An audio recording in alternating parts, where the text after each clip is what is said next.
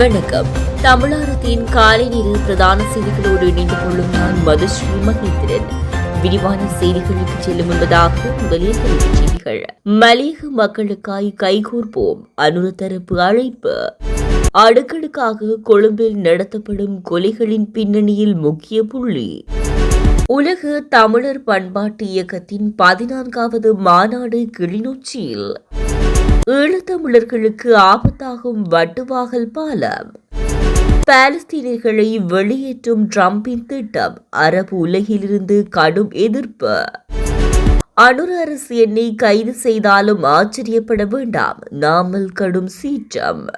New Rangaraj தங்க சுரங்கம், Markham and Steeles, 6055 Steeles Avenue East, C102. தொடர்பென விரிவான செய்திகள்.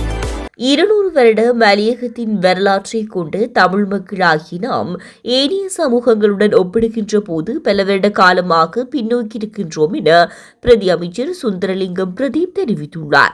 மலையகத்தில் உள்ள அனைத்து அரசியலில் பிரதிநிதிகளுக்கும் நாம் அழைப்பு விடுக்கின்றோம் எனவும் அவர் கூறியுள்ளார். சிற்ப மற்றும் ஓவிய கலைஞர்களின் ஒன்றியத்தினால் ஏற்பாடு செய்த கலைஞர்களின் நிகழ்வில் உரையாற்றுகையிலே அவர் இதனை கூறியுள்ளார். அவர் அங்கு தொடர்ந்தும் கருத்து தெரிவிக்கையில், நாம் நமது பிரச்சனைகளை எவ்வாறு சீர் செய்வது, கடந்த கால ஆட்சியாளர்களை குறை கூறி கொண்டிருக்க முடியாது. மலையகத்தில் உள்ள அனைத்து அரசியல் பிரதிநிதிகளும் நாம் அழைப்பு விடுக்கின்றோம். எமது சமூகத்தின் வளர்ச்சிக்கு அனைவரும் ஒன்றுபட்டு செயற்பட வேண்டும்.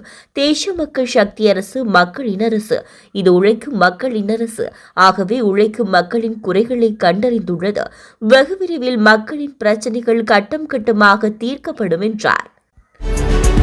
இலங்கையில் கடந்த சில நாட்களில் இடம்பெற்ற துப்பாக்கிச்சூட்டு சம்பவங்களானது மிகவும் பேசு பொருளாகியுள்ளது. மித்தனிய துப்பாக்கிச்சூட்டு சம்பவத்தில் தந்தை, மகன், மகள் என 3 உயிரிழந்துள்ளனர். அடுத்தடுத்ததாக புதுக்கடை நீதிமன்றத்தில் போதைப்பொருள் கடத்தல்காரர் கணேமுல்லு சஞ்சீவு கொலை செய்யப்பட்டமையானது நாட்டின் தேசிய பாதுகாப்பையே கேள்விக்குட்படுத்தியுள்ளது. அதனைத் தொடர்ந்து நேற்று முன்தினம் கொழும்பு கோட்டாஞ்சேனையில் நடைபெற்ற துப்பாக்கிச்சூட்டு சம்பவத்தில் சசிகுமார் என்ற தமிழர் ஒருவர் கொலை செய்யப்பட்டுள்ளார். இந்த நிலையில் அடுத்தடுத்ததாக இடம்பெற்ற இந்த துப்பாக்கிச்சூட்டு சம்பவங்களின் பின்னணி தொடர்பில் கலந்துரையாட மேல் மாகாண முன்னாள் ஆளுநர் அசாத் சாலி நேற்றைய தெளியாக கலந்து கொண்டார். உலக தமிழ் பண்பாட்டு பேரவையின் தலைவர் செயலாளரது நிர்வாக கலந்துரையாடல் ஒன்று நடைபெற்றுள்ளது. குறித்த ஊடக சந்திப்பானது நேற்றைய தினம் கிளிநொச்சி பகுதியில் நடைபெற்றுள்ளது. இதன்போது உலக தமிழ் பேரவையின் 52ஆம் ஆண்டு நிறைவு நாளை முன்னிட்டு 14வது உலக தமிழ் பண்பாட்டையும் 2026ஆம் ஆண்டு தை மாதம் பிரம்மாண்டமான முறையில் கிளிநொச்சி பகுதியில் நடத்துவதற்கான ஆலோசனை கலந்துரையாடல் நடைபெற்றது. அனைத்து தமிழரசியல் கட்சிகளையும் ஓரணியில் நினைப்பது தொடர்பாகவும் கலந்துரையாடப்பட்டதாகவும் தெரிவிக்கப்பட்டுள்ளது. முல்லைத்தீவு வட்டுவாகல் பாலத்தினை புனரமைப்பது தொடர்பில் அரசாங்கம் எடுத்துள்ள தீர்மானம் ஈழத்தமிழர்களுக்கு ஒரு ஆபத்தான நிலையை ஏற்படுத்த உள்ளது என அரசியல் ஆசான் மு. திருநாவுக்கரசு தெரிவித்துள்ளார். அண்மையில் ஜனாதிபதி அனுரகுமார திசாநாயக்கவினால் 2025ஆம் ஆண்டுக்கான வரவு செலவு திட்டத்திற்கான முன்மொழிவு நாடாளுமன்றில் சமர்ப்பிக்கப்பட்டது. இதில் ஈழத்தமிழர்கள் உள்ளிட்ட பலர் நெகிழும் அளவுக்கு தமிழ் மக்களுக்கான சில முக்கிய திட்டங்களை ஜனாதிபதி அனுரகுமார முன்வைத்திருந்தார். அவற்றில் ஒன்றாகவே ஈழத்தமிழர்களின் இறுதி இனவழிப்பின் ஒரு அடையாளமாக திகழ்ந்து வரும் முல்லைத்தீவு வட்டுவாகல் பாலத்தினை புனரமைப்பது தொடர்பில் அரசாங்கம் பல்வேறு திட்டங்களை முன்மொழிந்துள்ளது.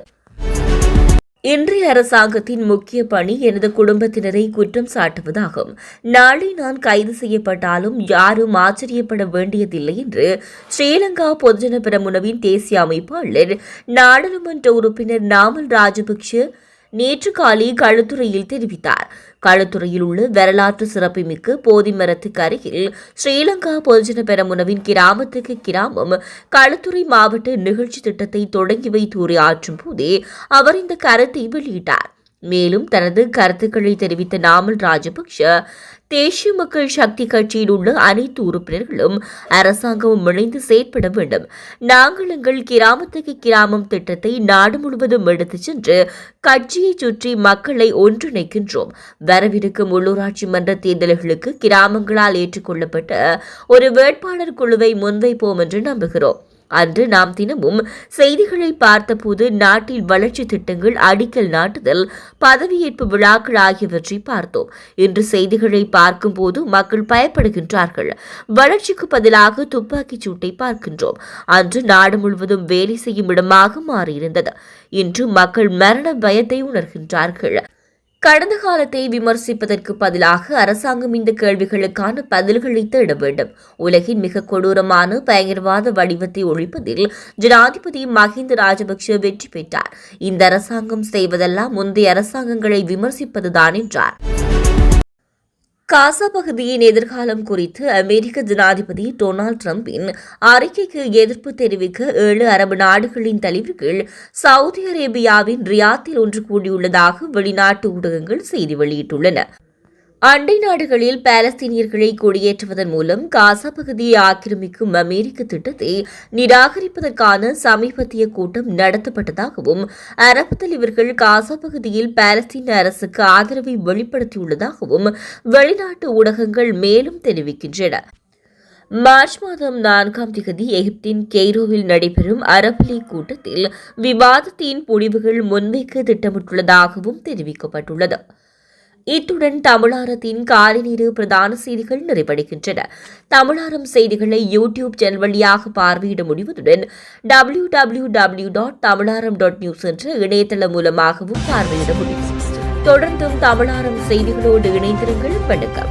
SS Brothers Trends Grand Opening and Mega Sale.